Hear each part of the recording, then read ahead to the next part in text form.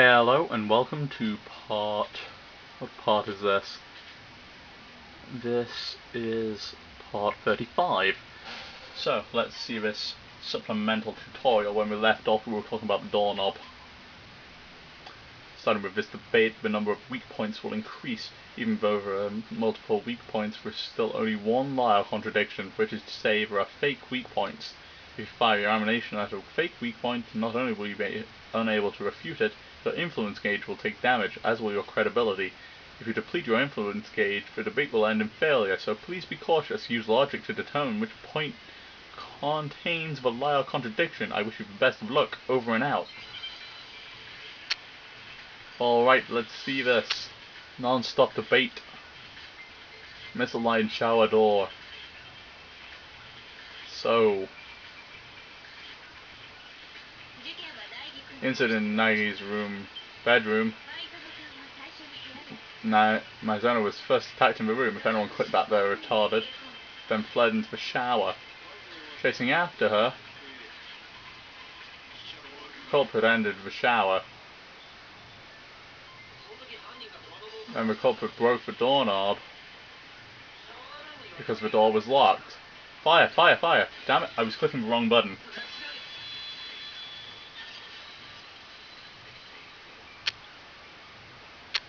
Leon seems to be very confident that I am the killer, doesn't he?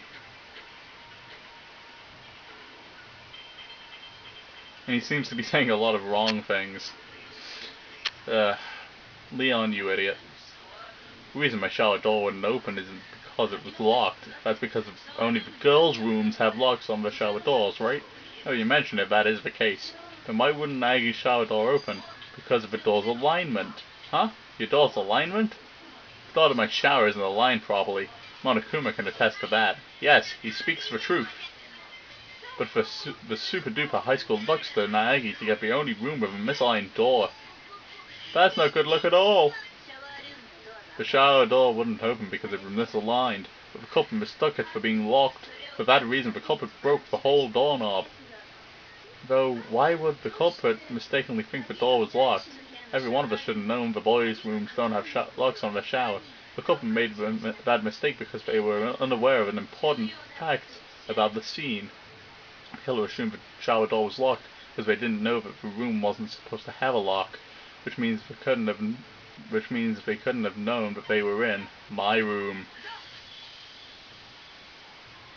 The culprit most likely didn't know that the scene was my room. What? The killer didn't know where the crime took place? Unprecedented! But he's right. What? Though to be more precise, the culprit didn't know that Nagi and Maizono had exchanged rooms. For that reason, the culprit mistook the room Maizono was in for her own bedroom, and so, believing the shower door to be locked, he destroyed the lock. Unaware of the futility of his actions, in the end there's no saying whether it was the culprit's use of force or the whims of fate, but in all the confusion, I doubt the culprit knew exactly why it opened either. Whatever the case, he has quite the roundabout methodology, trying to break a non-existent lock. There's no way I'd do something like that, knowing why the door didn't open, right? I admit you're probably right, and the culprit is someone who didn't know about the room exchange. Now he doesn't fit the profile. And I've been saying as much from the start, idiots. Then who is the killer? Pardon me, but I'm laying down my king. What will happen if we don't figure out who the killer is? Alright, then let's just decide it by majority vote. You can just do that? Anyway, ain't this kinda bad? Someone's gotta do something. True is truth, or it doesn't matter how insignificant it may seem, is there anyone who has any sort of uncertainty? Ah, I have one. Oh, you? Why do you sound so disappointed? Hurry up and tell us, Asahina. Yeah, so, I was thinking, how did the culprit get into Nagi's room in the first place? Indeed, the method the culprit used to enter the crime scene, could Maizono have dropped her room key and then the culprit found it? I don't think she would drop it so conveniently. Then, did he pick the lock? No, the lock should be equipped with an anti-picking mechanism. Then allow me to answer, the culprit used a much simpler method. The culprit disguised himself as a visitor, and Maizono invited him in herself. No, that's not right. Oh, someone doesn't know their place. You're quite something to be contradicting me. Oh, Tanagi, how can you be so sure I'm wrong? It's because she was scared that she asked me for that in the first place. That should be sufficient evidence. Some evidence showing my Zono almost certainly wouldn't have invited someone into a room for room exchange. Surely.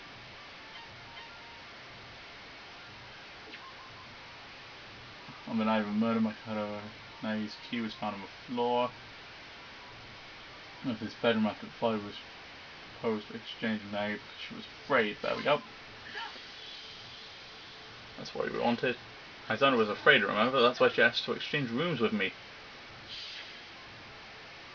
You too, Mizono. Don't open the door for anyone, no matter what. Even if I'm sure it's you, I won't open the door. Otherwise, trading rooms would be a little pointless. I can't imagine she would open the door herself after saying that to me. And what if her fear itself was a lie? Huh? What are you saying? Why would you tell a lie like that? You probably don't want to consider the possibility, Naegi, but can you still say that after seeing this? I want to speak with you alone. Please come to my room in 5 minutes. Be sure to check the nameplate so you don't get the wrong room. By writing with a pencil over the top page of a notepad in a certain room, this message appeared. Ah, I've seen that on TV before. Writing in a notepad leaves marks on the next page that you can see by rubbing it over with a pencil. When I saw that, I thought, when writing in a notepad, you gotta tear out a page first. It's an old trick, but the classics can be surprisingly helpful. For the record, that notepad was found on the desk in Naegi's room. Huh? In summary, the only someone who had been in Naegi's room prior could have left this note. Either the room's owner, Naegi, or the one who exchanged rooms with him last night, Mizono. Naegi, did you write this? Hold on. I just saw a tiny error with this. Couldn't Naegi conceivably, in their eyes, have written that and given it to Mizono? I know he didn't, but from where they're standing, couldn't they see it as that having happened? No, I didn't. Indeed, this note also has what appears to be Mizono's signature. Okay, I take my point back. I thought that maybe that was added in just for the anime, because it hadn't come up by this point. Wow, they actually wrote it out in English for this. It's quite cool. Then this note was written by Mizono? But why would she write a note like that? She was trying to call on a certain person. In doing so, she made use of that note. By slipping the note under the door, she attempted to call upon them in secret. To be summoned in that fashion by the super-duper high school idol would OHKO any guy. Though that doesn't apply to me with my two-dimensional restriction. However, does the supposed character called upon by that note actually exist? Even assuming such a character exists, it's unthinkable that they could be involved in the incident. Huh? Why not? Would you like to know? Well, allow me to tell you. Alright, what are you going to tell me? Bedroom nameplates.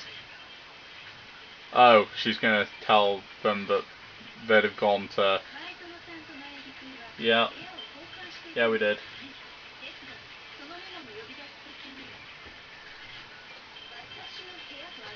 My room is the meeting place. Oh yeah, if they were summoned by that note, they would have gone to Mizono's room. Mizono's room, where Naegi was. Is that the right place to click it? Please be the right place. Was it? Yes!